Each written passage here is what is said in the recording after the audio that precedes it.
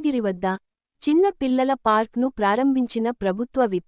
పార్వతీపురం మన్యం జిల్లా గుమ్మలక్ష్మీపురం మండల కేంద్రంలోని హనుమగిరి వద్ద సోమవారం నాడు నూతనంగా ఏర్పాటు చేసిన చిన్న పిల్లల పార్క్ను ప్రభుత్వ విప్ మరియు కురుపాం నియోజకవర్గ శాసనసభ్యులు గౌరవ శ్రీమతి తోయక జగదీశ్వరి గారు కొబ్బరికాయ కొట్టి రిబ్బన్ కట్ చేసి ప్రారంభించారు.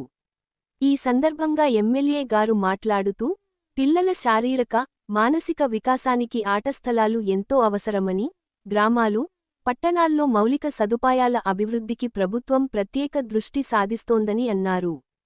చిన్నారులకు ఆహ్లాదకరమైన వాతావరణంలో ఆటవిడుపు కల్పించడమే లక్ష్యంగా ఈ పార్క్ను ఏర్పాటు చేసినట్లు తెలిపారు.